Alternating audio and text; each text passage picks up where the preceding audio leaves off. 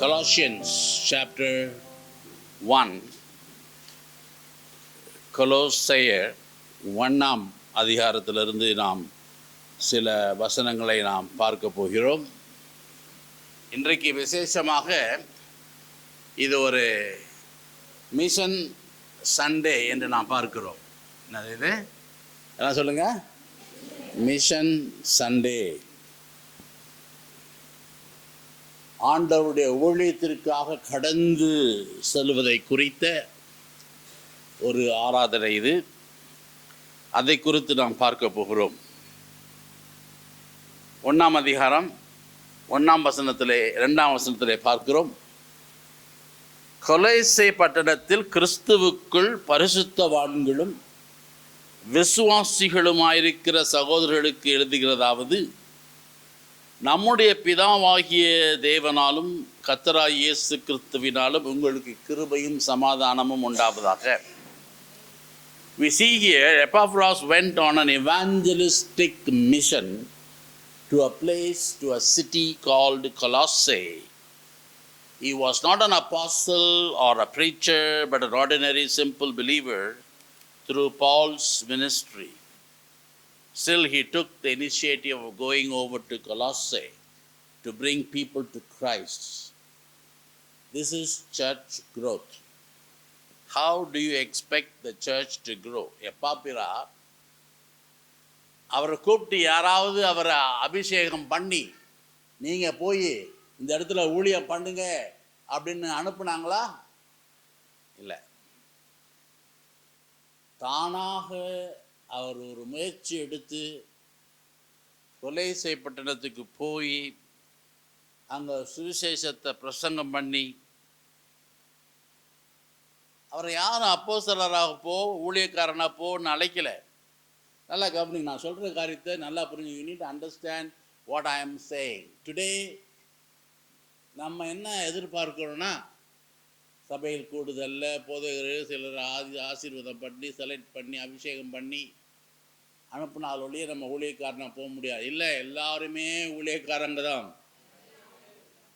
இயேசு கிறிஸ்துவை ஏற்றுக்கொண்ட ஒவ்வொரு மனிதனும் மனுஷியும் அழைக்கப்பட்டவர்கள் தான். முழு நேர ஊழியத்திற்கு அழைக்கப்பட்டவர்கள் தான் விசேஷமான அழைப்பு. ஆனால் ஊழியன்றது எல்லாருக்கும், எல்லா விசுவாசிகள் மீதும் விழுந்த கடமையாக இருக்குது. It is the bounden duty of every believer in Christ to go and share the gospel of Jesus Christ. இயேசு கிறிஸ்துவின் நீங்கள் சர்வ உலகம் எங்கும் போய் சுவிசேஷத்தை யாருக்கு சொன்னார்? அவருடைய சீஷர்களுக்கு. இப்போ நம்மளாம் யார்? அவருடைய சீஷர்கள்.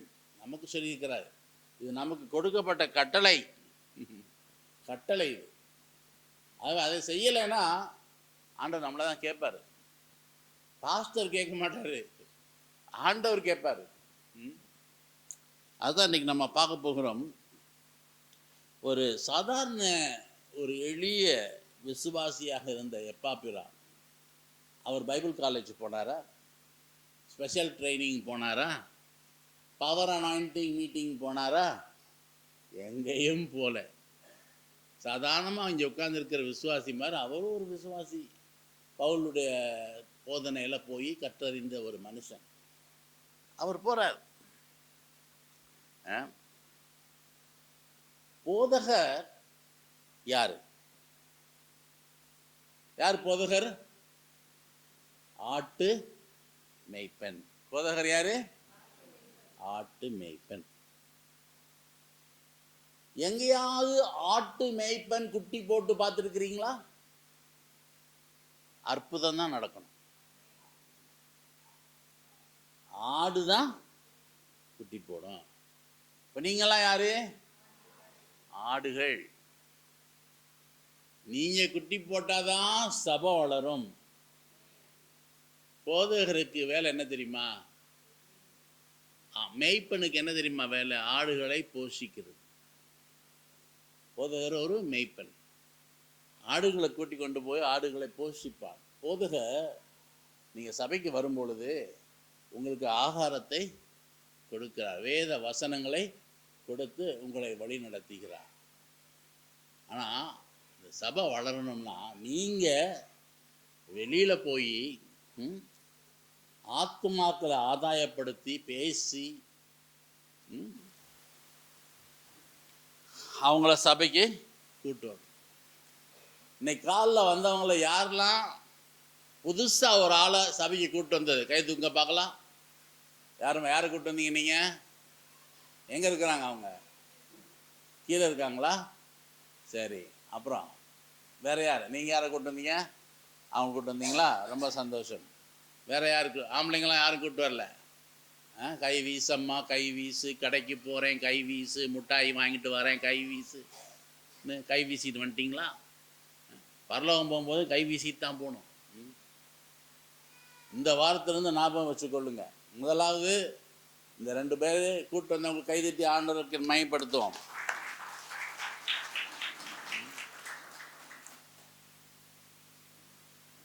ஆத்துமாக்களை கூட்டு வரும் போது பரலோகத்தில் மிகுந்த சந்தோஷம் உண்டாயிருக்குன்னு வேதம் சொல்லுது. ஒரு மனம் திரும்புகிற ஆத்துமாவின் நிமித்தம். ஆகவே ஒரு சிம்பிள் மேத்தமேட்டிக்ஸ் சொல்கிறேன் உங்களுக்கு. நான் ஒரு இன்ஜினியர் ப்ரொஃபஷன் படி மேனேஜ்மெண்ட்டு என்னென்னமோ படிச்சிருக்கிறேன். நான் 19 வருஷம் யூனிவர்சிட்டிலே படிச்சிருக்கிறேன். ஆனால் அதெல்லாம் குப்பை. ஆனால் ஒரே ஒரு கணக்கு மொத்தம் நான் கற்றுக்கிட்டேன். என்ன தெரியுமா? இங்கே வந்திருக்கிற ஒவ்வொருவரும் இன்னும் இந்த ஒரு வருஷத்தில் இந்த சபைக்கு ஒரே ஒரு ஆத்துமாவை கூட்டுவாங்க. ஒரே ஒரு பெண்ணையோ ஆணையோ கூப்பிட்டு வந்தீங்கன்னா அடுத்த வருஷம் இந்த சபை எப்படி இருக்குமா? இதை விட 2 மடங்கு ஆயிடும். சிம்பிள் மேத்தமேட்டிக்ஸ் இல்லையா? ஒரு வருஷம் தரேன் உங்களுக்கு. என்னது? ஒரு வருஷம் தரேன். இந்த ஒரு வருஷத்தில் ஒரே ஒரு ஆளை கூட்டுவாங்க போதும். இந்த அப்படி கூட்டம் அந்த மாதிரி அடுத்த வருஷம் இந்த சபை எப்படி இருக்குமா? இதை விட 2 மடங்கு ஆகும். அதுக்கு அடுத்த வருஷம் இதை விட 4 மடங்கு ஆகிடும். Simple mathematics. இதுதான் சைனாவில் நடக்குது, இதுதான் ஆப்பிரிக்காவில் நடக்குது, இதுதான் கொரியாவில் நடக்குது. நம்ம பார்க்குறோம் அங்கே எப்படி லட்சக்கணக்கான மக்கள் சபையில் கூடி வழிகிறாங்க, நிரம்பி வழிகிறாங்க. இதுதாங்க ரகசியம், வேற ஒன்றும் கிடையாது. ஆகவே நீங்கள் முடிவெடுத்துக்கொள்ளுங்க. சீனா தேசத்தில் in China before communism came there were 1 million Christians. 10 லட்சம் கிறிஸ்தவர்கள் தான் இருந்தாங்க சீனா தேசத்தில் கம்யூனிசம் வர்றதுக்கு முன்னாடி. கம்யூனிசம் வந்த பிற்பாடு 40 வருஷம் 40 years of communism. போதகர்களெல்லாம் ஜெயிலில் போட்டு மூடிட்டாங்க, மிஷினரிமார்களெல்லாம் வெளியில் அனுப்பிச்சிட்டாங்க. No preacher, no pastor, no church. 40 years. Communism, no God, no God, no God. நான் போயிருக்கிறேன் சைனா தேசத்துக்குள்ளே அண்டர் கிரவுண்ட் சர்ச்செல்லாம் போய் பிரசங்கம் பண்ணியிருக்கிறேன். நானும் சில குழுவாக நாங்கள் சில பேர் பல நாடுகளில் இருந்து. அப்போ நாங்கள் ரயில்வே ஸ்டேஷனில் நிற்கிறோம் குழுவாக. அப்போ ஒருத்தரை கேட்டோம், இயேசு கிறிஸ்துவை பற்றி கேள்விப்பட்டிருக்கிறீங்களா? அப்போ ஒருத்தர் ஓடி வந்து சொன்னார், போன மாதம் தாங்க வந்தார், only last month he came. அப்புறம் யார் வந்தான்னு கேட்டு பார்த்தா மைக்கேல் கோர்பச்சேவ்னு ஒருத்தர் ரஷ்யாவிலேருந்து வந்தாராம். அந்த இங்கிலீஷ் நேமை சொன்ன உடனே அவங்க நினச்சிட்டா அவர் தான் நினச்சிக்கிட்டாங்க. ஜீசஸ் கிரைஸ்டை பற்றி கேள்விப்பட்டதே இல்லை. அவங்க ஜீசஸ் என்ற பேரே அவங்களுக்கு தெரியாது, காடு என்ற பேரே தெரியாது. There is no God. அவங்களோட டீச்சிங்லாம் என்ன? தேவன் இல்லை. கோடிக்கணக்கான மக்கள் தேவன் என்ற ஒருவர் இருக்கிறார் என்றே அவங்களுக்கு தெரியாது.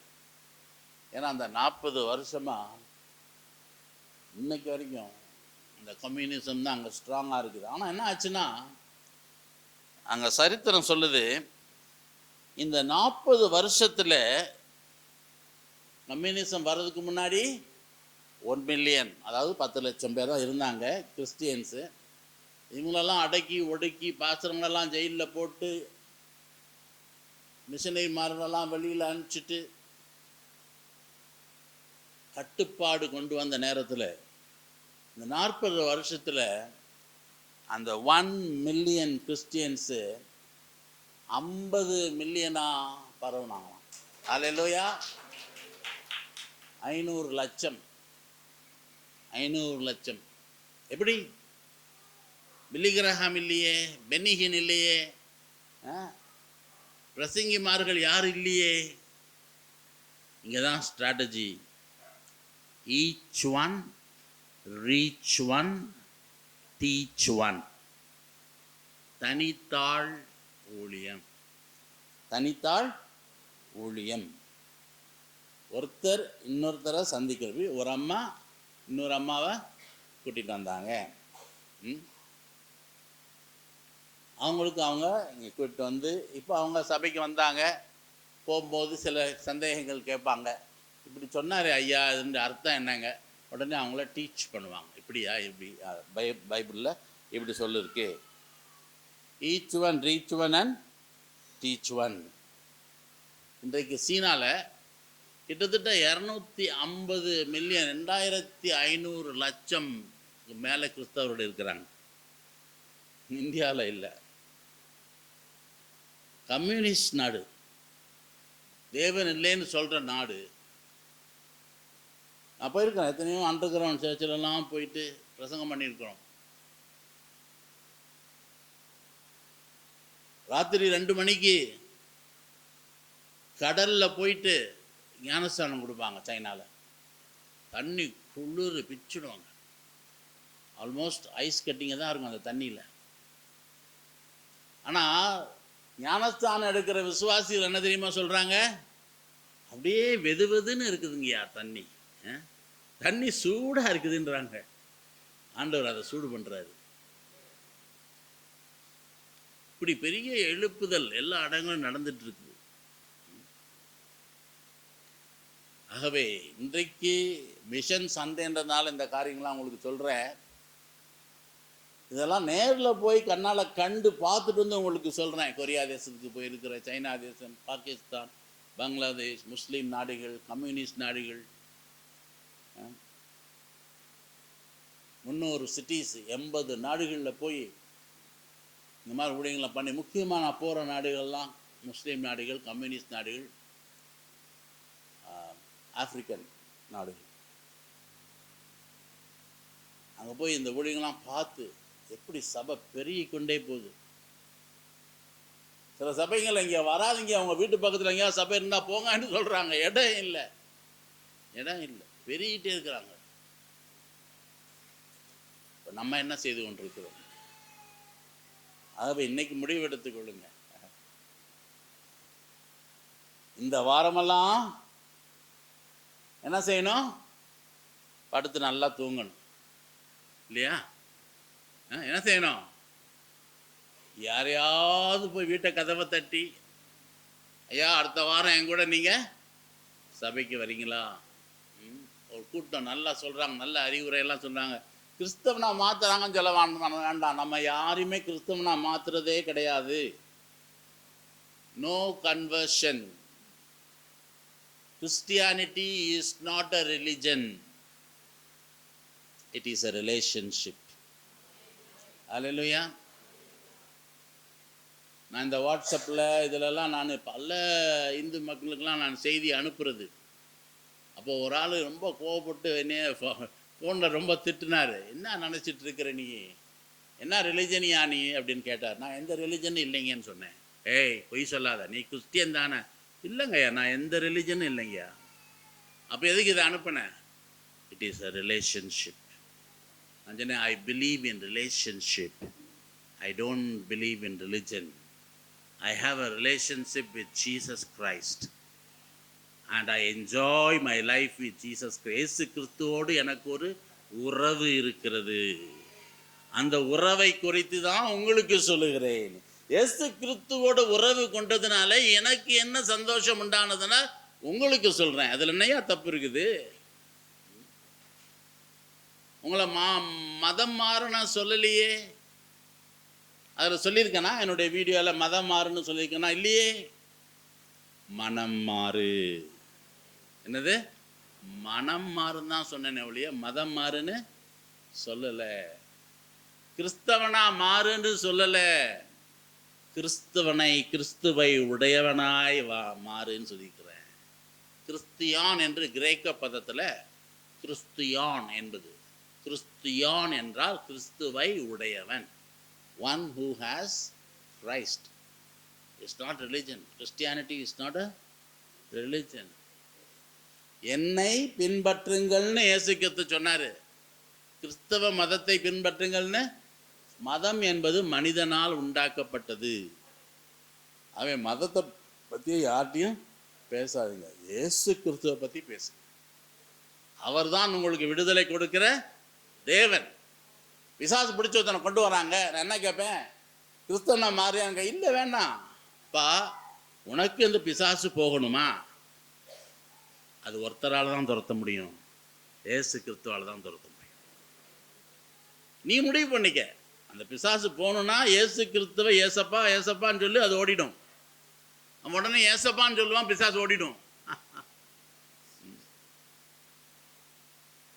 முஸ்லீம் நாடுகளுக்கு கூட நான் என் மனைவியை பாகிஸ்தானில் போயிட்டு எவ்வளோ பெரிய எங்களை சுட்டு கொள்றதுக்கு எவ்வளோ பேர் எங்கள் வாஞ்சியாக இருந்தாங்க. நாங்கள் போன காருங்களெல்லாம் துரத்தி அடித்து எத்தனை 5 புல்லட்டு சுட்டாங்க. அப்படிப்பட்ட இடத்துலையும் நாங்கள் பொதுக்கூட்டத்தில் பேசணும். 10,000 பேருக்கு மேலே வந்திருந்தாங்க. 2,000 பேருக்கு மேலே அங்கே ஆண்டவர் ஏற்றுக்கொண்டாங்க. எங்களுக்கு பாடி கார்ட்ஸ்லாம் இருந்தாங்க. எனக்கு ஒரு 5 பாடி கார்டு, என் மனைவிக்கு ஒரு 5 பாடி கார்டு. கஷ்டமான இடங்கள். நான் சொன்னேன், இந்த பாகிஸ்தானுக்கு அப்போ அந்த மீட்டிங் முடிஞ்சு நாங்கள் கீழே இறங்கும்போது எங்களை இறங்க விடலை. எங்கள் பாடி கார்டாக அவங்க சுற்றி பிடிச்சிக்கிட்டாங்க. போகாதீங்க, கீழே போகாதீங்க. ஐயா, இந்த பாகிஸ்தானுக்கு நாங்கள் உயிர் பிழைக்க வரவில்லை, உயிரை கொடுக்கவும் வந்திருக்கிறோம். எங்களை நீங்கள் காப்பாற்ற முடியாது. நான் சொன்னேன், நாங்கள் பாடி கார்டு நாங்கள் கேட்டோமா? நாங்கள் கேட்கல, நீங்களாக போட்டிருக்கிறீங்க. ஏன்னா ஒரு நாட்டிலேருந்து நம்ம அழைக்கிறோம், அவங்களுக்கு பாதுகாப்பு வேணும், நீங்களாக போட்டிருக்கிறீங்க. எங்களுக்கு பாடி கார்டெலாம் தேவையில்லை. அப்போ கீழே இறங்கி ஒரு அந்த நாட்டை சேர்ந்த ஒரு ஸ்திரீ எல்லாம் முக்காட்டெல்லாம் போட்டுக்கின்னு உருளுது உருளுது உருளுது. பிசாசு உருட்டுறான். நான் சொன்னேன், ஏசுன்னு சொல்லு, போலும் ஜீசஸ் போலும். ஏசுன்னு சொன்னால் சொல்ல மாட்டேங்குது, ஆனால் உருண்டுக்கிட்டே இருக்குது. கடைசியில் ஏசுன்னு வச்சு பாருங்க, அப்படி நின்றுடுச்சு. அந்த பிசாசு போயிட்டு இப்படி கத்த. இயேசு என்ற நாமத்தை தான் நம்ம சொல்லி கொடுக்கணும். அதுக்கப்புறம் சபைக்கு வர்றது, பைபிளை படிக்கிறது, அதெல்லாம் செகண்ட் ஸ்டேஜ். முதலையே எல்லாத்தையும் போட்டு அவனை ஞானஸ்தானம் கொடுத்து முக்கி எடுத்துட்டு அவன் அடுத்த நாள் போய் சிகரெட் குடிச்சு நின்றுட்டு இருப்பாங்க. டைம் எடுத்து ஆத்துமாக்களுக்கு நல்ல போதனையெல்லாம் கொடுத்த பிறகுதான் முதல்ல இயேசு இயேசு என்ற நாமம் இனிதான நாமம், இணையில்லா நாமம். ஆகவே அந்த இயேசு என்ற நாமத்தை நம்ம சொல்லிக் கொடுக்கணும்.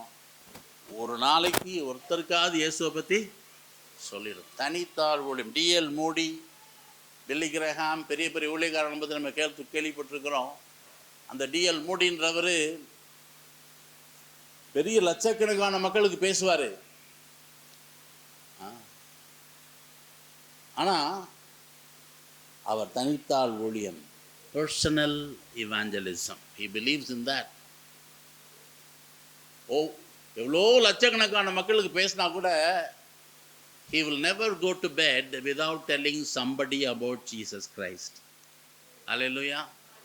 அவர் முடிவு எடுத்திருக்கிறாரு, ஒரு நாளைக்கு ஒருத்தருக்காவது இயேசுவை பற்றி சொல்லாமல் நான் போய் தூங்க மாட்டேன்னு. ஒரு நாள் மறந்துட்டார்.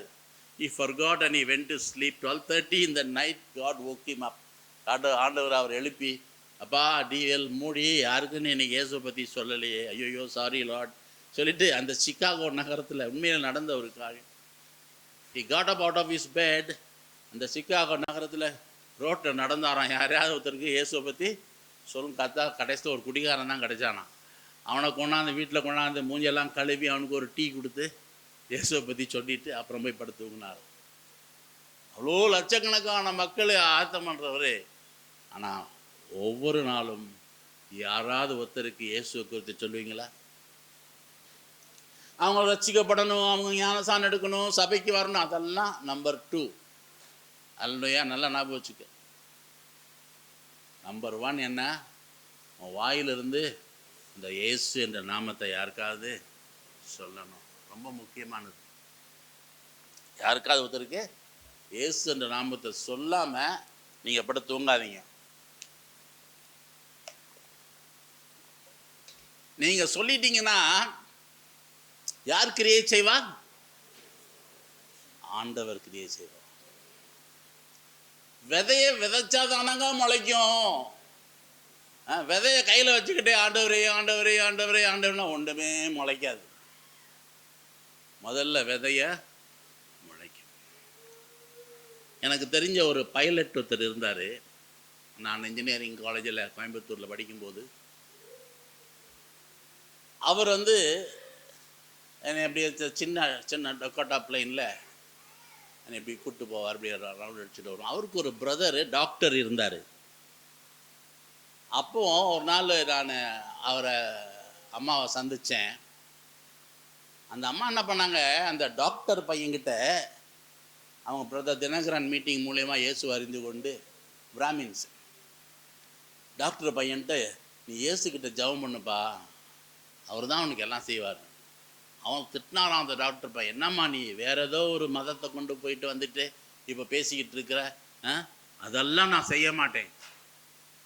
அப்போ அந்த அம்மா ஒரே ஒரு வார்த்தை சொல்கிறாங்களாம், தம்பி, என்னைக்காவது உன் வாழ்க்கையில் முடியாத ஒரு நிலைமை வரும் பொழுது, when you go through a situation when you cannot do anything, think about Jesus. இயேசுவை கூப்பிடு. அப்போ இந்த டாக்டர் பையன் டாக்டர் ஆகி அவருக்கு ஒரு 2 வயசு பையன். திடீர்னு அந்த 2 வயசு பையன் கோமாவில் போயிட்டான். அந்த ஹாஸ்பிட்டல் பெட்டில் அவனை போட்டிருக்கிறாங்க. ஒன்றும் பேச முடியாது, ஒன்றும் முடியாது. ஆக்சிஜன் போயிட்டுருக்குது. டாக்டருங்கெல்லாம் சொல்லிட்டாங்க ஒன்றும் பிழைக்க மாட்டான். எல்லாம் ரூமை விட்டு போயிட்டாங்க. Special ward. இந்த பையன் மட்டும் அப்படியே அந்த ஆக்சிஜனில் போயிட்டு இருக்குது. He was in coma in the ventilator. அப்போ இந்த டாக்டர் தம்பி, அதாவது என்னுடைய பைலட் ஃப்ரெண்டுடைய பிரதர், அங்கே டோர் ஓரமாக போயிட்டு திடீர்னு அவங்க அம்மா சொன்னது ஞாபகம் வந்துச்சு. when you go into a situation that you can't do anything, எதுவுமே செய்ய முடியாது என்ற நிலைமைக்கு நீ வரும் பொழுது இயேசுவை நோக்கி கூப்பிடு. அப்போ அவங்க அந்த டோருக்கு வெளியில் நின்றுட்டு, இயேசுவே நீ உண்மையான தேவனா இருப்பீரானால் என் பிள்ளைய காப்பாத்தும்பா அப்படின்னு சொல்லிட்டு இப்படி உள்ள பார்த்தா அந்த பையன் இப்படி அசைகிறானா, கண்ணு திறந்துருக்குது. பக்கத்தில் பார்த்தா டேடின்னு கூப்பிடுறான். அன்னைக்கு அவர் இயேசுவை ஏற்றுக்கொண்டார். ஆனால் 2 வருஷத்துக்கு முன்னாடி இந்த அம்மா இயேசு என்ற வார்த்தையை அவனுக்குள்ள போட்டு வச்சாங்க. ஆனால் கவனிங்க, என்னுடைய கிராண்ட் டாட்டர் ஜோவனா டேவிட், என் மகன் கோலாரில் பெரிய ஹாஸ்பிட்டலில் அங்கே டாக்டராக இருக்கிறா, ப்ரொஃபஸராக இருக்கிறா. அதனால் அங்கேயே ஒரு ஸ்கூலில் போட்டுருக்கோம், சென்ட் ஆன்ஸ் கான்வென்ட்டில். 31 பிள்ளைங்க என்னுடைய கிராண்ட் டாட்டர் கிளாஸில், 31 சில்ட்ரன். அதில் ஒருத்தி தான் கிறிஸ்டியனு, நான் முஸ்லீம், மிச்சதெல்லாம் முஸ்லீம். கோலாரில் எல்லாமே முஸ்லீம் தான், நிறையா மெஜாரிட்டி. 30 பிள்ளைங்க முஸ்லீம் பிள்ளைங்க, இப்போ ஒருத்தி தான் கிறிஸ்டின். ஆனால் கூட அந்த டீச்சர் கூட முஸ்லீம் தான். கேத்தலிக் கான்வென்ட்டில் நான் ஞாபகம் வச்சுக்கோங்க, இங்கெல்லாம் பார்க்க முடியாது, அங்கே அப்படி தான். அங்கே கிறிஸ்டியன்ஸ் யாரும் கிடைக்க மாட்டாங்க ஸ்கூலில், இந்து ஸ்கூலில் வரமாட்டாங்க ஜாஸ்தி, அவங்களுக்கும் தனி இருக்குது ஸ்கூலு. அப்போ என் மக அங்கங்கே அந்த பிள்ளைங்கிட்ட டீச்சர்கிட்ட கூட ஜீசஸை பற்றி சொல்லிகிட்டு இருப்பா. என் கிராண்ட் டாட்டர் யாருக்காவது இருமல் வந்துச்சுன்னா, கோல்டு இருந்துச்சுன்னா, you pray to Jesus, okay, you will be all right அப்படின்னு சொல்லுவாள். அதுக்கு சில எதிர்ப்புகள்லாம் கூட வந்துச்சு. நாங்கள் சொன்னோம், நீ சொல்லுமா, நீ சொல்லிட்டே இரு, யாராவது ஏதாவது சொன்னால் நான் பார்த்துக்கிறேன். அவள் சொல்லிடுவா, தைரியமாக சொல்லிடுவா. ஸோ இந்த வயசுலேயே அவளுக்கு வந்து 6 வயசு, இந்த வயசுலேயே அவளுக்கு சுவிசேஷம் சொல்ல நாங்கள் கற்றுக் கொடுத்துருக்குறோம். யாருக்கும் பயப்படாது.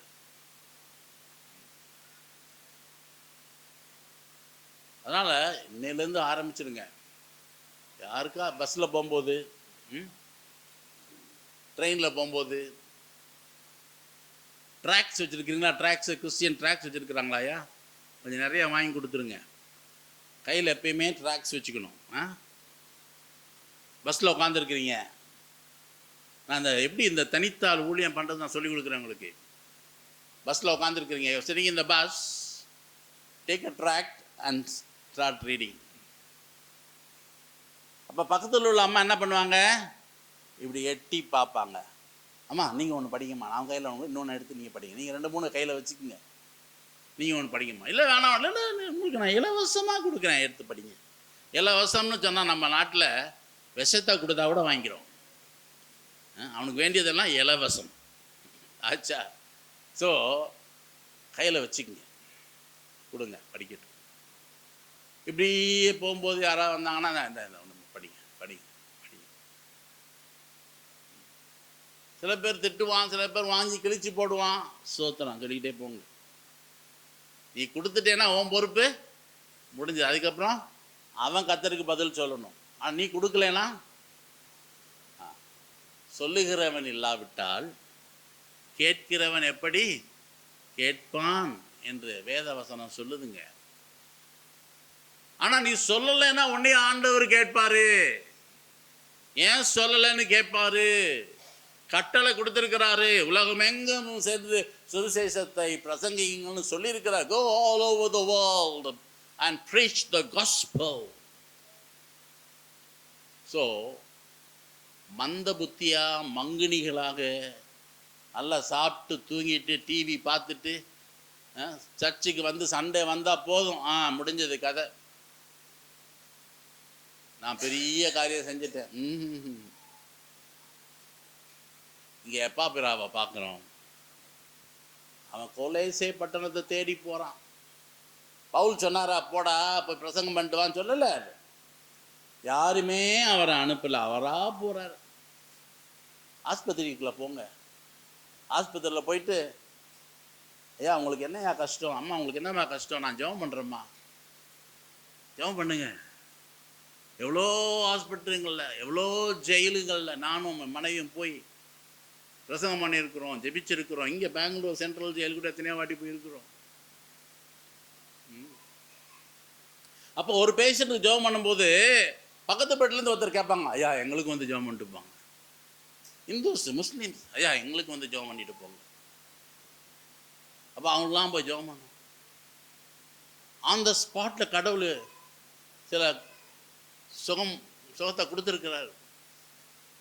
அல்லது அடுத்த வாரத்தில் நாங்கள் கேள்விப்பட்டிருக்கிறோம், அங்கே உள்ள டாக்டர்ஸ் வந்து சொல்லுவாங்க, நீங்கள் வந்து ஜெபம் பண்ணிட்டு போனீங்க, அவர் சரியாகி வீட்டுக்கு போயிட்டாதையா. அல்லேலூயா, ஸ்தோத்திரம். நீங்கள் போய் பாருங்க, அற்புதம்ன்றதை எப்படிங்க பார்க்க முடியும்? நீங்கள் முயற்சி எடுத்தால் தானே அற்புதம் நடக்கணும். வீட்டில் உட்காந்துட்டு இருந்தால் அற்புதம் நடக்குமா? நடக்காது. பஹ்ரைன்ற நாட்டில்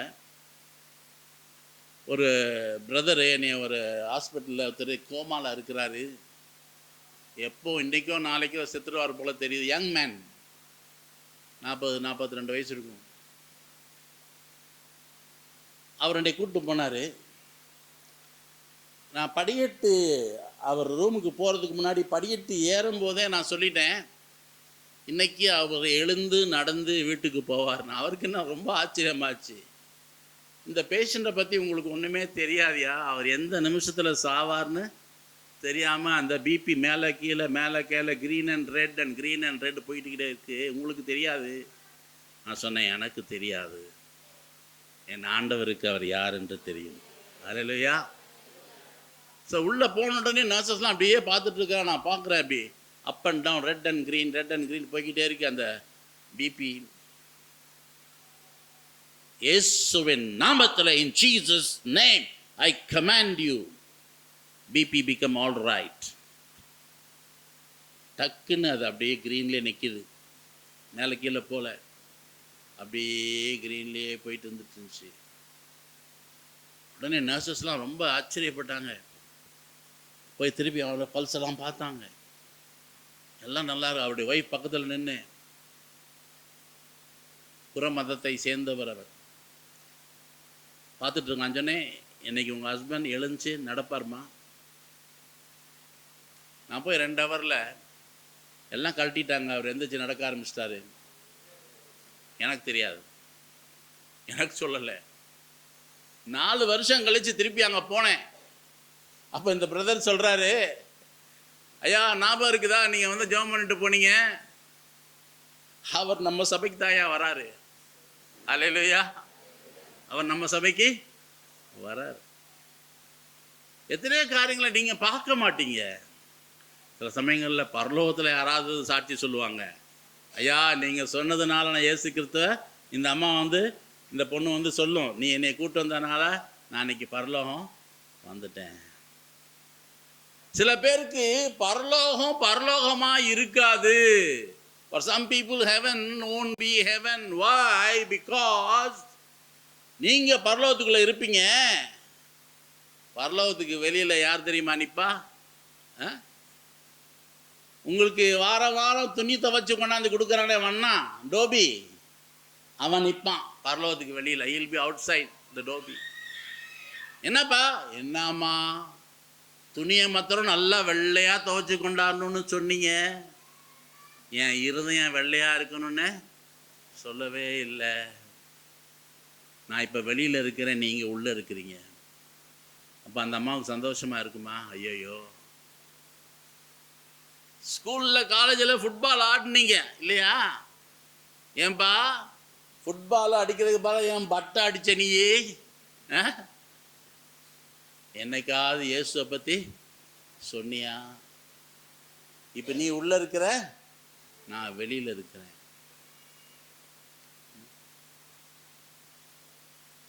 இப்படி பலர் நீங்கள் அனுதினமும் சந்திக்கிற மக்கள், நீங்கள் உள்ளே இருப்பீங்க, அவங்க வெளியில் இருப்பாங்க.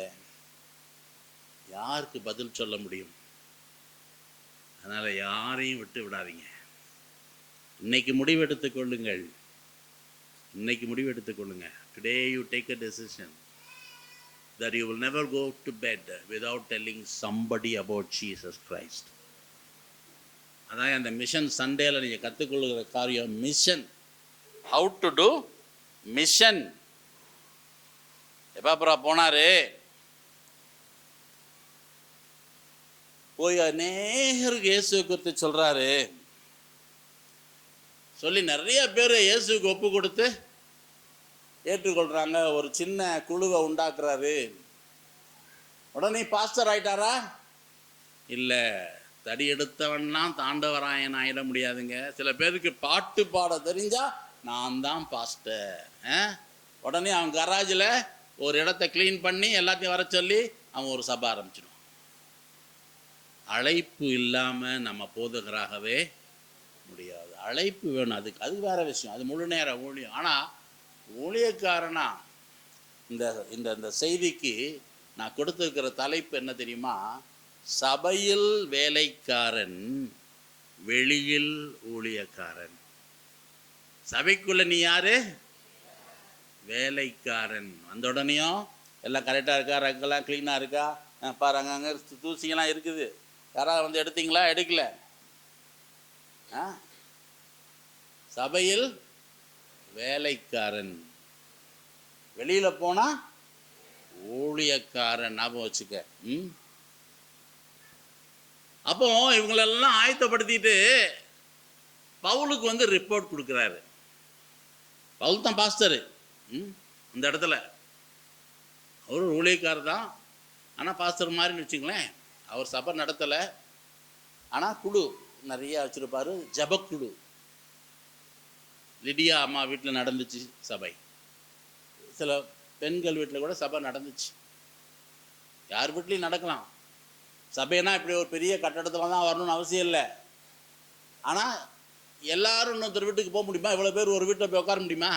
முடியாது. அதனால தான் ஒரு பொது இடத்த உண்டாக்கி அங்கே இந்த மாதிரி சபை நடக்குது. ஆகவே இவர் பவுல்கிட்ட வந்து சொல்கிறாரு, ஐயா நான் அந்த மாதிரி போயிருந்தேன் கொலைசிய பட்டணத்துக்கு, இந்த மாதிரி சில ஆத்துமாக்கெல்லாம் வந்தாங்க.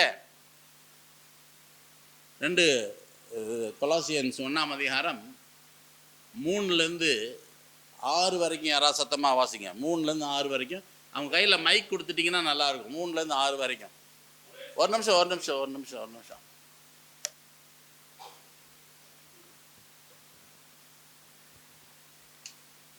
கொலோசையர் 1ஆம் அதிகாரம் 3-6 வரைக்கும். கிறிஸ்து இயேசுவின் மேலுள்ள உங்கள் விசுவாசத்தையும் பரிசுத்தவான்கள் எல்லோரும் மேலுள்ள உங்கள் அன்பையும் குறித்து நீங்கள் கேள்விப்பட்டு. சரியா வாசிக்கணும். வாசிக்கும் போது நாங்கள் கேள்விப்பட்டு. அப்புறம் நீங்கள்ன்றீங்க.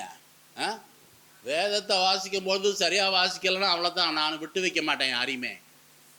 கர்த்தருடைய வார்த்தை இது. தயவுசெய்து மன்னிச்சு கொள்ளுங்கள். சரியா 2 கண்ணாடி வேற போட்டிருக்கிறீங்க. சரியா பார்த்து வாசிக்கணும். சரியா? நான் திருப்பி வாசிங்க. கிறிஸ்து இயேசுவின் மேலுள்ள உங்கள் விசுவாசத்தையும் பரிசுத்தவான்கள் எல்லோரும் மேலுள்ள உங்கள் அன்பையும் குறித்து நாங்கள் கேள்விப்பட்டு. யார்கிட்ட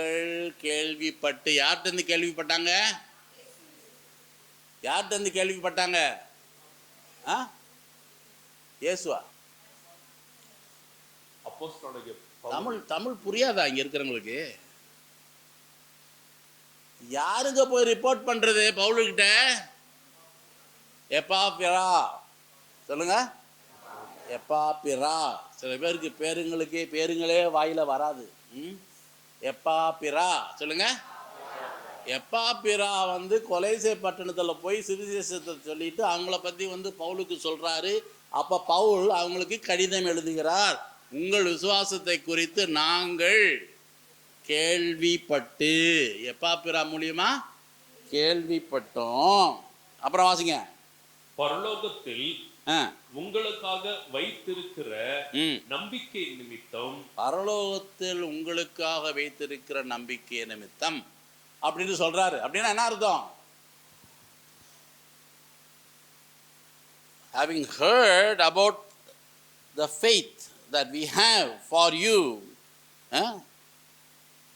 in heaven.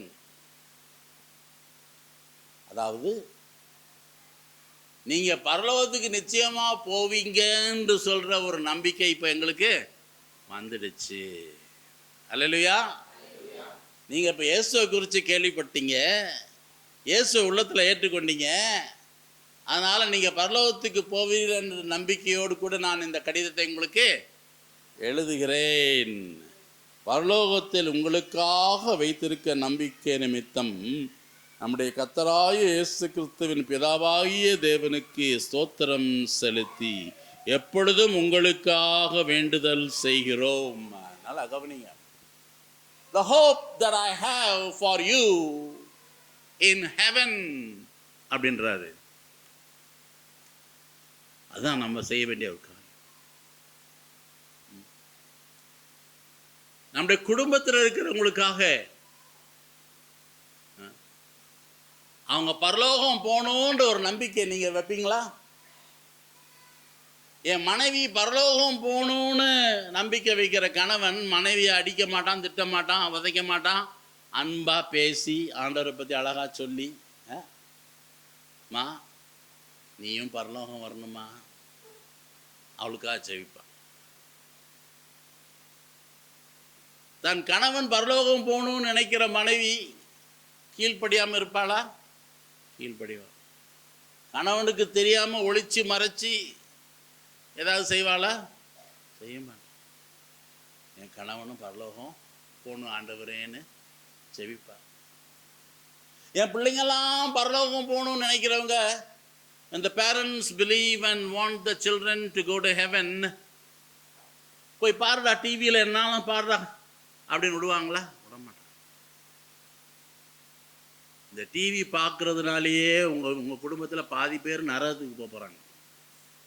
நான் எழுதி வேணா கொடுக்குறேன், நிச்சயமாக பரலோகத்துக்கு போக போகிறதில்ல. அந்த காலத்துலேருந்தே எங்கள் வீட்டில் டிவியே இல்லை, அந்த காலத்துலேருந்தே இல்லை. எங்கள் பிள்ளைங்க டிவி பார்த்து வளரல. அதான் அவள் பெரிய டாக்டராக இருக்கிறா, 3 மெடிக்கல் படிச்சிருக்கிறா, டிவி பார்க்குறது இல்லை. லீவ் டைம்லலாம் கூட Bible comics, Bible quiz, Bible காரியங்கள் தான் படிப்பா, வாசிப்பா. டிவி பார்க்குறது இல்லை, சினிமா பார்க்குறது இல்லை, கண்ட கார்ட்டூனையும் பார்க்கறது இல்லை. அந்த கார்ட்டூனில் ஒன்று கடிச்சிட்டு இருக்கும், இவன் வந்து ஒன்று கடிச்சிட்டு இருப்பான். அதை பார்த்தா எல்லாம் கெட்டு போகுது. நான் என்னமோ வந்தேன், சொல்ல வேண்டியதை சொல்லிட்டு போகிறேன், அப்புறம் நீங்கள் என்ன செய்கிறீங்களோ எனக்கு தெரியாது.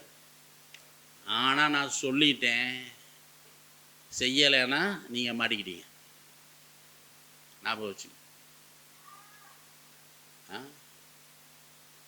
முதல்ல அந்த டிவியை தூக்கி வெளியில் போடுங்க.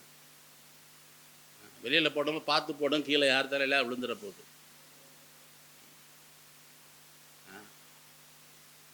அதில் தான் அதில் ஒரு ஒயிட் துணியை போட்டு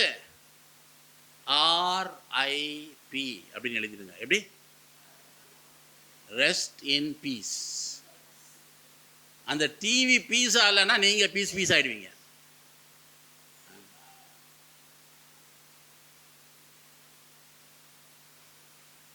நாங்கள் ப்ரோக்ராம் பார்க்குறோங்க, சரி, நல்ல ஆண்டவருடைய ப்ரோக்ராம் வருது. ஆனால் ஆக்சிடெண்ட்டை ஏதாவது ஒரு பட்டனை அமைச்சிடுது, அங்கே புள்ள பிசாசு வந்துடும். 10 நிமிஷம் நல்ல ஆராதனை, 1000 ஸ்தோத்திரங்கள், என்னென்னமோ வருது. அங்கே திடீர்னு ஒரு அட்வர்டைஸ்மெண்ட் வரும், அதில் பாதி நிர்வாணமாக ஒரு பெண்ணை ஆடிட்டு இருப்பா. பூந்துருவாயா பிசாசு. மேல் வீட்டில் 12 சீச்சர்களும் கூடி இயேசு கிறிஸ்து எல்லாரும் காலையும் கழுவுறாரு. பைபிள் என்ன சொல்லியிருக்கு? யூதாஸ்காரியோத்திற்குள்ள பிசாசு நுழைந்தான். இயேசுவின் பிரசன்னத்தில் இருக்கும்போதே பிசாசு நுழைவான். அதை அனுமதிச்சது யாரு? மத்தேயு இல்லை, மார்க் இல்லை, யோவான் இல்லை, யூதாஸ்காரியோத்.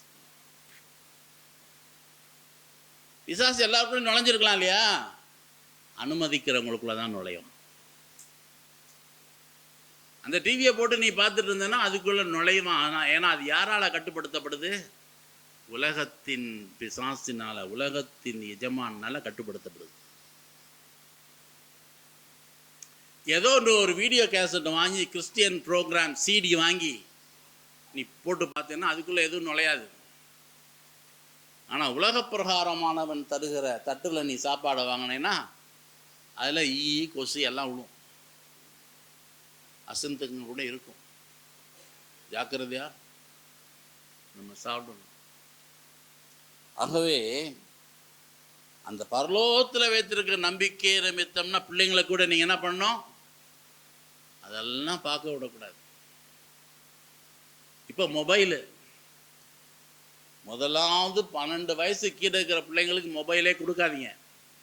அப்படி கொடுத்தாலும் அதில் என்ன அவங்க பார்க்குறாங்கன்றது தெரியணும். கண்டதெல்லாம் பார்த்து கெட்டு போயிடுறாங்க. மொபைல் ஒரு வாலிப பிள்ளைங்கள் மத்தியில் இட்ஸ் a evil thing. எப்போ பாரு இப்படி இப்படி இப்படி இப்படி இப்படி இப்படி இப்படி இப்படி இந்த 2 விரலும் வலிக்கும் அவங்களுக்கு. ஏன்னா மெசேஜ் அனுப்புகிறாங்களாம், பாய் ஃப்ரெண்ட் கேர்ள் ஃப்ரெண்டு. சர்ச்சில் உட்காந்துட்டு அனுப்புகிறான். அவன் என்ன சொல்கிறான்? அவனோட கேர்ள் ஃப்ரெண்டுகிட்ட சர்ச்சு முடிஞ்ச பிறகு வெளியில் வந்து இந்த டீ கடை இருக்குது, அங்கே வா, நான் அவனைய பார்க்குறேன். இவர் மெசேஜ் அனுப்புகிறாரு. இங்கே இவர் மெசேஜ் கொடுத்துட்டு இருக்கிறாரு, அங்கே அவர் மெசேஜ் அனுப்புகிறாரு. இதெல்லாம் உருப்பிடுவானா? இதெல்லாம் நடக்குது எப்படி உங்களுக்கு தெரியும்? எனக்கு தெரியுமே, நான் தான் பார்க்குறேனே. ஆவிக்குரிய கண்களில் என்னால் பார்க்க முடியும் யார் யார் என்னென்ன செய்கிறான்ட்டு. ஒரு சபையில் போய் ஒரு நாள் பேசிகிட்டு இருந்தா, பாஸ்டர் மக நான் பிரசங்கம் பண்ணிட்டு இருக்கிறேன், ஒரு ஃபோனில் மெசேஜ் அனுப்பிச்சிட்டு இருக்கிறேன். இப்படி இருந்தால் எப்படி இங்கே சமுதாயம் உருப்படும்? உடனே நான் அவளை பார்த்து ஒரு கேள்வி கேட்டேன், பதில் சொல்ல தெரியல. ஏன்னா எனக்கு தெரியும் அவர் இங்கே செய்தி கேட்கல, மெசேஜ் அனுப்பிச்சிட்டு இருக்கிறான். பப்ப நான் என்னம்மா கேட்ட கேள்விக்கு பதில் தெரியலையா? சேம் அப்படின்னு அங்கங்கே நான் மாட்டிடுவேன், யாரையும் விட மாட்டேன். சில பேர் நீ வெளியில் வா பார்த்துக்கிறவனாவா வந்து பார்க்கலாம்,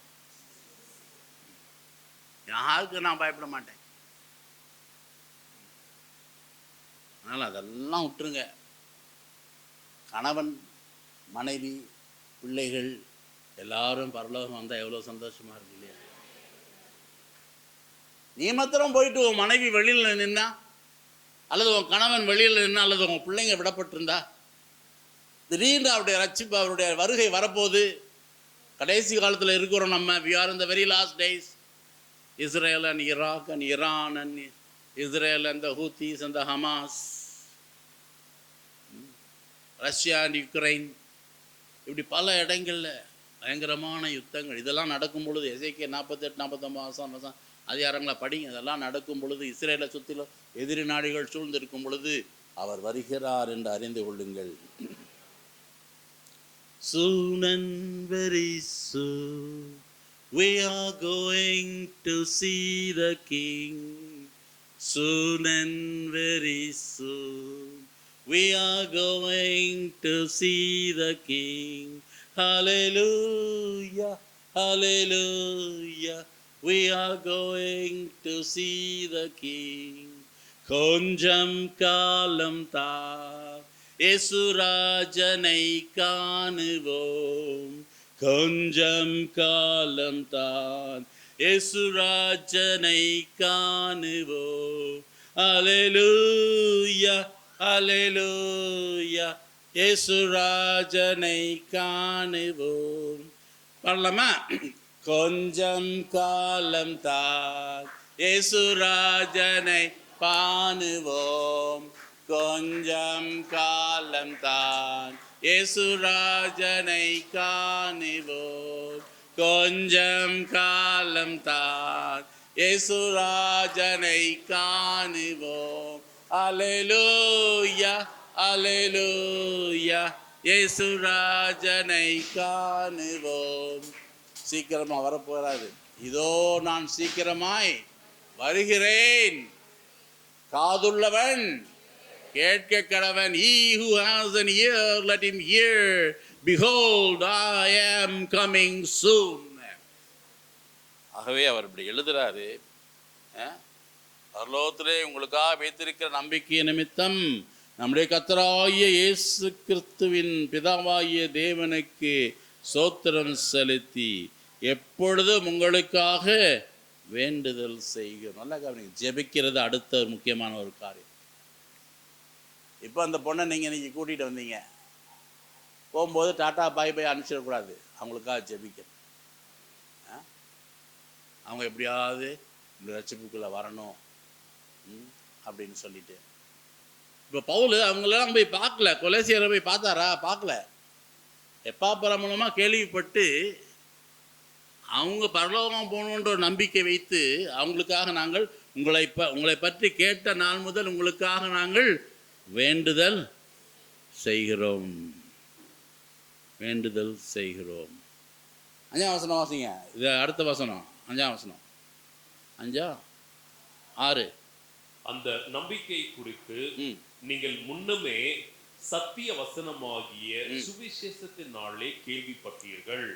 அந்த சுவிசேஷம் உலகம் எங்கும் பரப்பி பலன் தருகிறது போல உங்களிடத்திலும் வந்து நீங்கள் அதை கேட்டு தேவ கிருபையை சத்தியத்தின்படி அறிந்து கொண்ட நாள் முதல் அது உங்களுக்குள்ளும் பலன் தருகிறதுமா இருக்கிறது.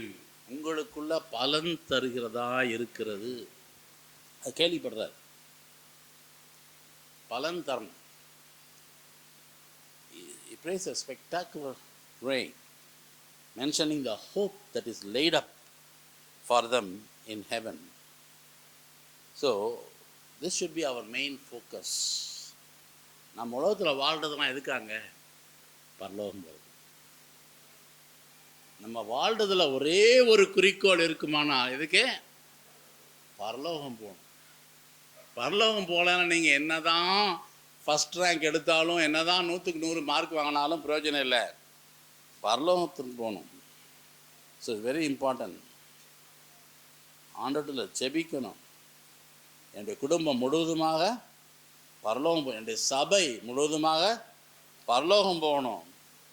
ஆகவே ஒருத்தருக்கு ஒருத்தர் நம்ம உதவி செய்யணும். ஒருத்தருக்கு ஒருத்தர் நம்ம பாடம் கற்றுக் கொடுக்கணும்.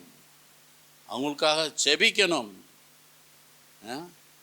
இப்போ 7ஆம் வசனம் வாசிங்க. அதை எங்களுக்கு பிரியமான உடன் வேலையாலும் உங்களுக்காக கிறிஸ்துவின் உண்மையான ஊழியக்காரனுமாய் இருக்கிற எப்பிராயீமிடத்தில் நீங்கள் கற்றிருக்கிறீர்கள். எப்பாபிராவினிடத்தில், எப்ராயினிடத்தில் இல்லை, எப்பாபிராவினிடத்தில் நீங்கள் கற்றறிந்திருக்கிறீர்கள். You heard it through Epaphras. Our dear beloved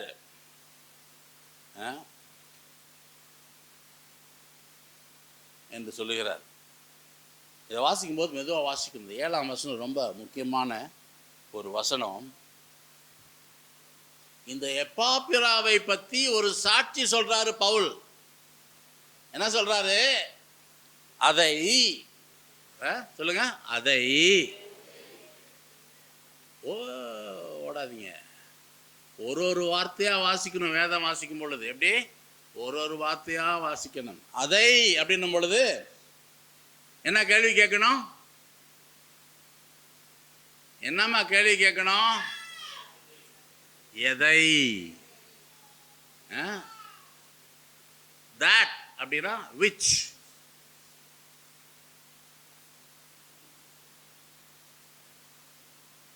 சுவிசேஷம். அந்த அதைன்றது என்ன? அந்த சுவிசேஷம். அதை நீங்க யார் மூலியமா கேள்விப்பட்டீங்க? எங்களுக்கு அவர். Who is this Epaphras? He is our believer. எங்களுடைய விசுவாசி.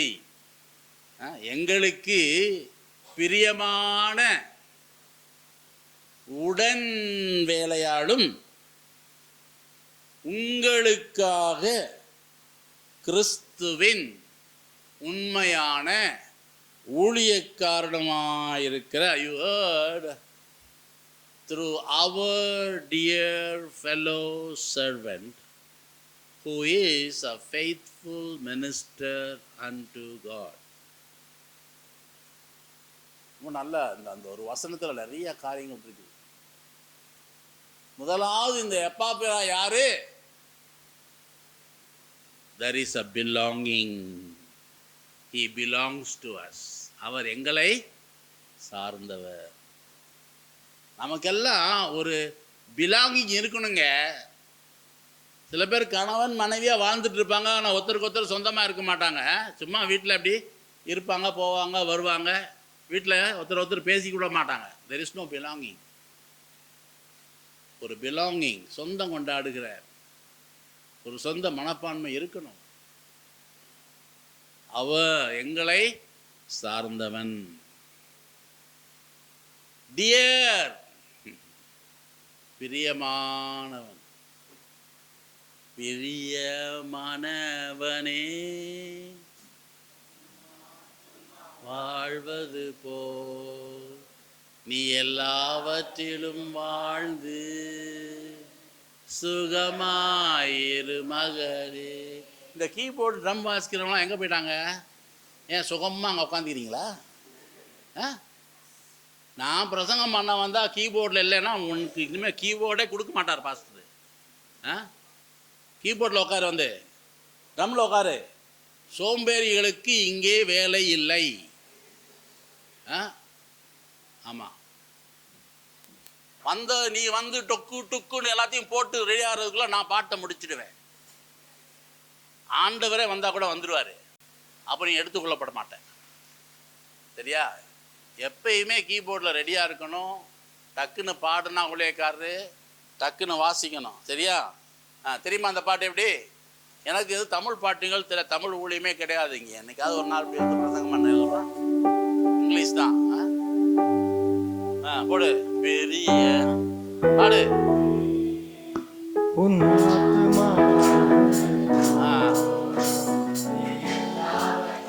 பாடு சுகமாயிரு மகனே, பெரிய மாணவனே, வாழ்வது எல்லாவற்றிலும் பாடு சுகமாயிரு மகனே.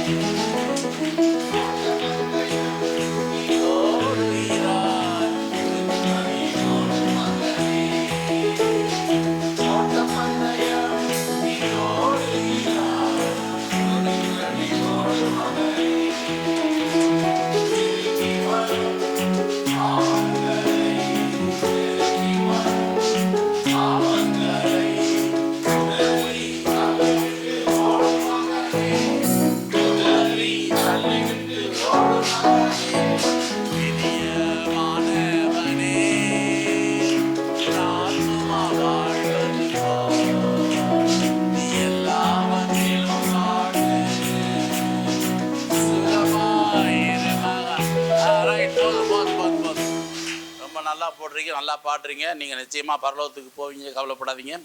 சரி, இப்போ இங்கே நம்ம என்ன பார்க்குறோம்னா, அவர் எங்களுக்கு டியர் பிரியமான. நீங்கள் ஒரு இடத்தை சார்ந்தவர்களா இருக்கணும். You must belong to a family. You must belong to a church.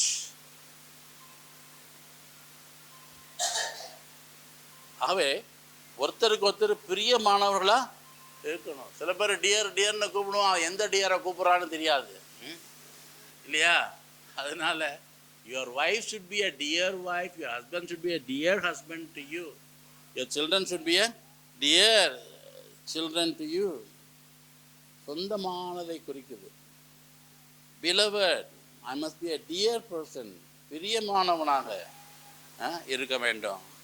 சபையை சேர்ந்தவராக இருக்க வேண்டும். We must belong somewhere. Our dear. அப்புறம் எங்களுக்கு பிரியமான, அப்புறம் என்னது? உடன் வேலையாளர், உடன் ஃபெலோ, அவர் டியர் ஃபெலோ. ஃபெலோனா என்ன? ஃபெலோஷிப். ஃபெலோஷிப்னா என்ன? Two fellows in a ship. ஃபெலோஷிப்னா என்ன? Two fellows in a ship. ரெண்டு பேர் சேர்ந்து தான் ஐக்கியம் இல்லையா? ரெண்டு பேர் சேராம, ரெண்டு கை இல்லாமல் கை தட்ட முடியுமா? முடியாது. அது மாதிரி ரெண்டு பேர் சேர்ந்தா ஒருத்தர் ஒருத்தர் ஐக்கியம். ஐக்கியத்தை பற்றி அங்கே சொல்கிறாரு. நம்ம எப்பயுமே ஒரு ஐக்கியத்தில் இருக்கணும். ரெண்டு விதமான ஐக்கியங்கள் இருக்குது. Two types of fellowships. இன்னைக்கு நீங்கள் தெரிஞ்சு கொள்ளுங்க, விசுவாசிகள் மத்தியில் ஐக்கியம் யார் கூட கொள்ளணுமா? It's not friendship, it is fellowship. நண்பனும் ஃப்ரெண்ட்ஷிப்பாக இருக்கலாம். ஆனால் ஒரு விசுவாசி ஒருத்தனோட போய் அவிசுவாசியோட போய் ஐக்கியம் கொள்ள முடியுமா? முடியாது. ஆகவே அந்த ஐக்கியம்ன்றது யாருக்கு வரணுமா? விசுவாசி. நீ அவிசுவாசியோட பிணைக்கப்படாதிருப்பாயாகன்னு வேதம் சொல்லுது. ஆகவே நீங்கள் ஒரு விசுவாசியை தெரிஞ்சு கொள்ளுங்க. வாலிப பிள்ளைகள் உங்கள் வயதில் ஒருத்தரை தெரிஞ்சு கொண்டு வாரத்தில் ஒரு நாள் அவங்கள சந்தித்து அவங்களோட கூட ஐக்கியம் கொள்ளுங்க. பையனை பொண்ணை தெரிஞ்சு கொள்ளுங்க. ஆமாம், வேறு விதமாக தெரிஞ்சு கொண்டால் அது வேறு விதமாக போய் முடிஞ்சிடும். அதனால் இந்த வயசில் வாலிப வயசில் ஒரு பையன் விசுவாசியாகி ஒரு பையனை தெரிஞ்சு கொண்டு வாரத்தில் ஒரு நாள் அவர் சந்தித்து 2 பேரும் ஜெபிங்க. அதே மாதிரி பொண்ணு. இன்னொரு விதமான ஐக்கியம் என்னென்னா, உங்களோட வயசில் மூத்தவங்க, அவங்க லேடியாக இருந்தாலும் இருக்கலாம், மென்னாக இருந்தாலும் இருக்கலாம், விசுவாசத்தில் வயசில் நல்ல மூத்தவங்க தெரிஞ்சு கொண்டு மாதத்துக்கு ஒரு நாள் அவங்களோட கூட ஐக்கியம் கொண்டு ஜெபிங்க. அப்போ என்ன ஆகுது, அவங்க நீங்கள் கடந்து வந்த பாதைகளை கடந்து போயிட்டாங்க, அவங்களுக்கு அதில் விடுதலை கிடச்சிடுச்சு. அதை உங்களுக்கு சொல்லிக் கொடுப்பாங்க, உங்களுக்காக ஜெபிப்பாங்க. ஸோ ஐக்கியம். இந்த எப்பாப்ரா யாரு? அவன் எங்களோட ஐக்கியம் கொண்டவன். Fellow, is our fellow servant. எங்களுடைய உடன் யாரு? வேலைக்காரன். சபையில நீ யாரு? எப்பாப்ரா எங்களோடு இருந்த வரைக்கும் அவன் யாரு? வாயை திறந்து சொல்லுங்க. வேலைக்காரன். சில பேர்த்துக்கு சபையில தான் ஊழியம் பண்ணணும். ஏன் அந்த சிஸ்டர் தான் பாடுவாங்களா? எனக்கு பாட தெரியாதா? இவன் தான் ட்ரம் அடிப்பானா? எனக்கு கூட நல்லா ட்ரம் அடிக்க தெரியுமே. பாடணுமா? தெருவில் போய் நின்று பாடு. 4 பேர் வருவான், அவங்க சுவிசேஷத்தை சொல்லு. அப்படி தான் என்னுடைய ஊழியத்தை நான் ஆரம்பித்தேன். 16 வயசில் நான் பிரசங்கம் பண்ண ஆரம்பித்தேன். 12 வயசில் ரட்சிக்கப்பட்டேன்.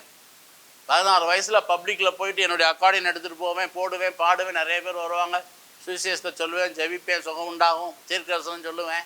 16 வயசில். ஆகவே you have to make your own pulpit. என்னை யாரும் கூப்பிடல, professor, reverend, doctor, evangelist, please come, அதெல்லாம் கூப்பிடல. நானாக போய் I made my own pulpit. அதான் என் ஊழியம். You make a place for yourself. Go and teach and preach. பாட்டு பாடு, ஆஸ்பத்திரியில் போய் ஜெபம் பண்ணு, மார்க்கெட் பிளேஸில் போய் ட்ராக் கொடு. இன்னிலேருந்து ஆரம்பிச்சிருங்க, சரியா? ஸோ இந்த எப்பாப்ரான் எங்களை சேர்ந்தவன் அண்ட் எங்களுடைய ஐக்கியத்தை சேர்ந்தவன். எங்கள் சபையில் அவன் ஒரு வேலைக்காரன். பாத்தீங்க, அவன் எங்கள் மத்தியில் அவன் வேலைக்காரனும் உங்களுக்காக. என்ன பாத்தீங்க? 7ஆம் வசனம் எங்க போட்டா அந்த பிரதர்?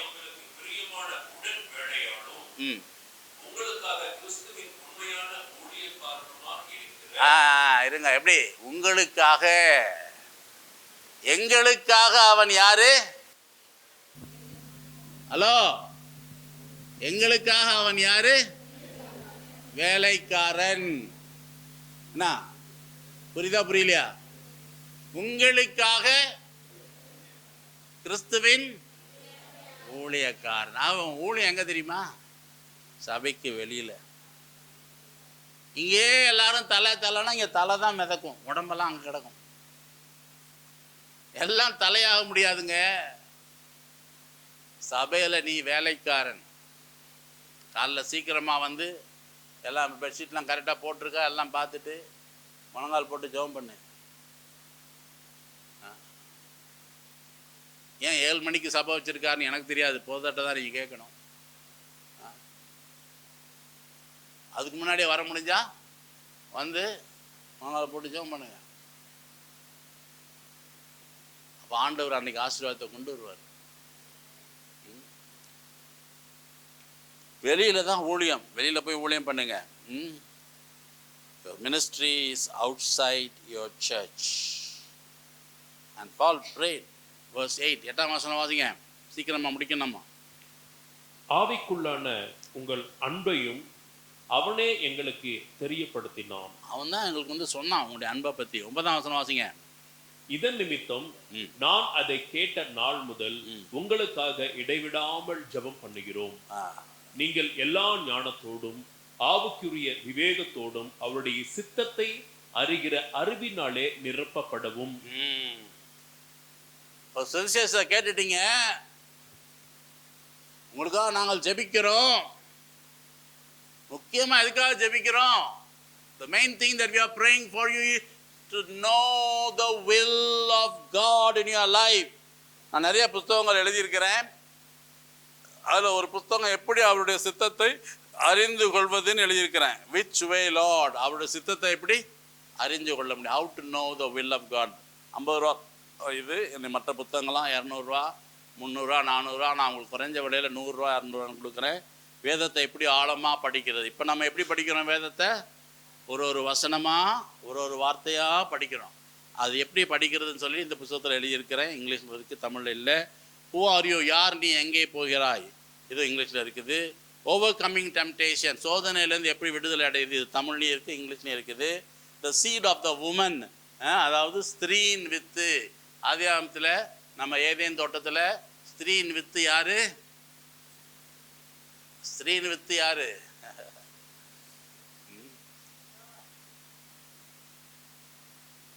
இயேசு கிறிஸ்து ஒருவர் தான் ஸ்திரீயின் வித்து.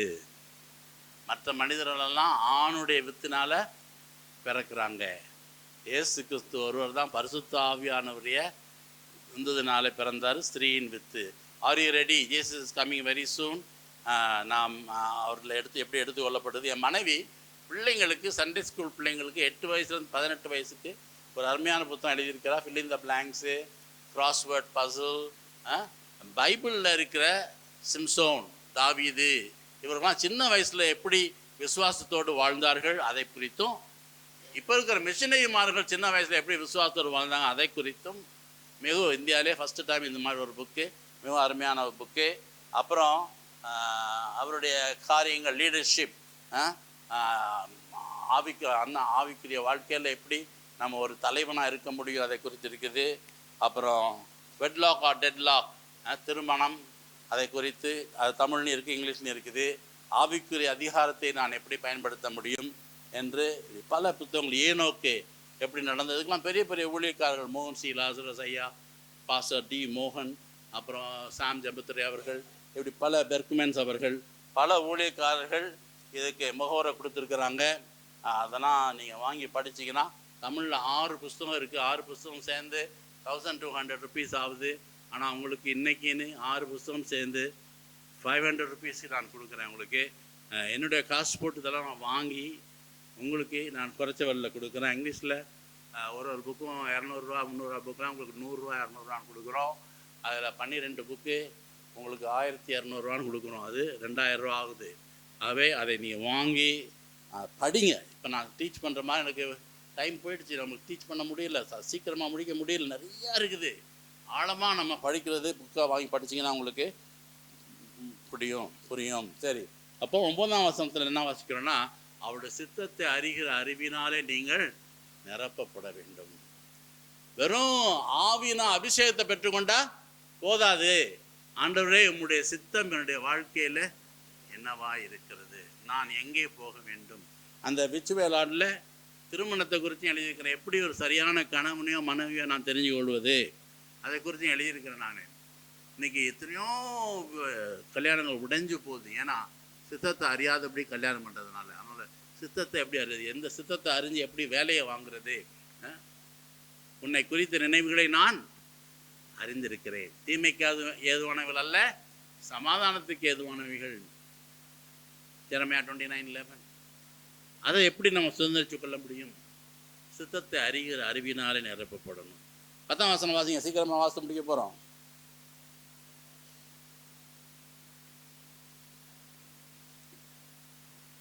சகலவித நற்கிரியைகளுமாகிய கனிகளை தந்து தேவனை அறிகிற அறிவின் விருத்தை அடைந்து கர்த்தருக்கு பிரியமுண்டாக அவருக்கு பாத்திரராய் நடந்து கொள்ளவும் சந்தோஷத்தோட கூடிய எல்லா பொறுமையும் நீடிய சாந்தமும் உண்டாவதற்கு மகிமையான அவருடைய வல்லமையின்படி எல்லா வல்லமையாலும் பலப்படுத்தப்படவும் உங்களுக்காக வேண்டுதல் செய்கிறோம். சரி, எல்லா வல்லமையினாலும் பலப்படுத்தப்படணும். அடுத்த வசனம், ஒளியிலுள்ள பரிசுத்தவான்களுடைய சுதந்திரத்தில் பங்கடைவதற்கு நம்மை தகுதி உள்ளவர்கள் ஆக்கினவரும் இருளின் அதிகாரத்தில் நின்று நம்மை விடுதலையாக்கி தமது அன்பின் குமாரனுடைய ராஜ்யத்திற்கு உட்படுத்தினவரும் ஆகிய பிதாவை ஸ்தோத்திரிக்கிறோம். சரி, இப்படி போயிட்டே இருக்கலாம். வீட்டில் போய் எல்லாத்தையும் படிச்சு முடிங்க. எப்பாப்பிரா போய் ஆத்துமக்கள் ஆதாயம் பண்ணி பவுலப்போருக்கு ரிப்போர்ட் கொடுக்கும்போது அவங்களுக்கு கடிதம் எழுதுறாரு. இது அவங்களை பலப்படுத்தத்தக்கதாக, உற்சாகப்படுத்தத்தக்கதாக, அவருடைய சித்தத்தை அறிகிற அறிவில் நீங்கள் வாழ்ந்தால் தான் நீங்கள் பரலோகம் போக முடியும். நீங்கள் பலப்படுத்தப்பட வேண்டும், அவரோடு கூட நீங்கள் உட்கார்ந்திருக்க வேண்டும் என்று பல காரியங்களை சொல்லி அங்கே உற்சாகப்படுத்துகிறார். அவை சகோதரி இன்றைக்கு இதுதான் நம்முடைய எப்பாப்பிரானுடைய சாட்சி. ஆண்டவரே, என்னை கூட ஒரு எப்பாப்பிராவை நீ மாற்று சுவாமி. நான் வீணாக என் வாழ்க்கையை நான் கழிச்சு கொண்டிருக்கிறேன். I am wasting my life, I am wasting my time. சோம்பேறியா இருக்காதீங்க. சோம்பர் கையால் வேலை செய்கிறவன் ஏழையாவான். இந்த நாட்டு இந்த ஊரினுடைய கலாச்சாரமே சோம்பேறித்தனம்.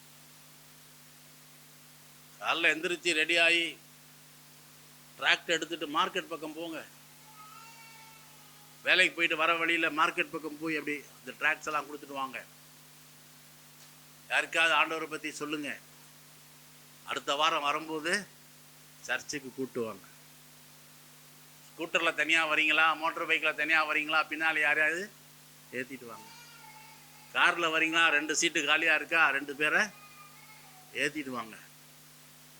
இல்லை பஸ்ஸுக்கு காசு போட்டு டிக்கெட் வாங்கி ஒருத்தரை கூட்டுவாங்க. அவை இன்றைக்கு நாம் எப்பாப்பிராவிடத்தில் கற்றுக்கொண்ட காரியம். ஆத்துமாக்களை ஆதாயம் பண்ணி அவர்களை நாம் சபைக்கு கூட்டிக் கொண்டு வர வேண்டும். அதற்காக ஜெபிங்க. நாம் ஒரு நிமிஷம் கண்ணை மூடி நாம் ஜெபிக்க போகிறோம். நாம் ஒரு முடிவெடுக்க போகிறோம். நாம் நம்மை அர்ப்பணிக்க போகிறோம். நாம் அர்ப்பணிக்க போகிறோம். அர்ப்பணம் செய்கிறேன் என்ற பாட்டு தெரியுமா? தெரியாது. முதல்ல அந்த மாதிரி பாட்டுக்கெல்லாம் கற்று வச்சுக்கோங்க. சும்மா அந்த டப்பாங்குத்து பாட்டெல்லாம் பாடிட்டு இருந்தால் போதாது. Meaningful songs. அர்ப்பணம் செய்கிறேன், நல்ல பாட்டு இருக்கு, அதை கற்றுக்கொள்ளுங்க. அர்ப்பணம் பண்ணுங்க. Dedicate your self. Right now, pray in your heart, Lord, make me an Epaphras. என்னை ஒரு எப்பாப்பிராவாக நீர் மாற்றும் ஆண்டவரே. உமக்காக நான் ஓடி ஊழியம் செய்ய. அலைந்து திரிகிற ஆட்டை தேடி தெரியுமா? தெரியுமாப்பா? அலைந்து திரிகிற ஆட்டை தேடிய தெரியுமா? தெரியாது. என்னதான் பண்றீங்கன்னு தெரியல. இதெல்லாம் கத்துக்கணும். வெறும் கீபோர்டு வாசிட்டா போதாது, பாட்டெல்லாம் கத்துக்கணும். எனக்கு வேர்ட்ஸ் எல்லாம் தெரியாது. அலைந்து தெரிகின்ற ஆட்டை தேடியே ஓடி ஓடி உழைப்பே.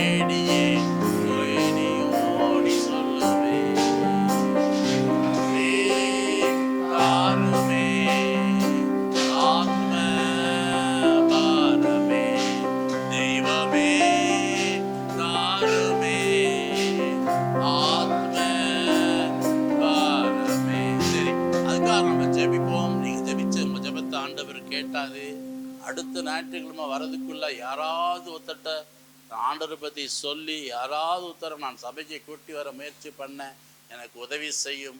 ஒவ்வொரு நாளும் யாருக்காவது இயேசு கிறிஸ்துவை குறித்து நான் சொல்ல எனக்கு உதவி செய்யும். Help me to tell somebody about Jesus Christ. every day in my life, and that many come to know Jesus Christ, that they may go to heaven. My wife, my husband, my children, my parents, my grandparents, என்னுடைய வீட்டார் அனைவரும் பரலோகம் செல்லத்தக்கதாக அவர்களுக்காக நான் செபிக்கிறேன் ஆண்டவரே. என்னுடைய சபையின் மக்கள் பரலோகம் செல்லத்தக்கதாக நான் செபிக்கிறேன் ஆண்டவரே. இயேசுவின் நாமத்திலே ஜெபிக்கிறோம் பிதாவே. ஆமென்.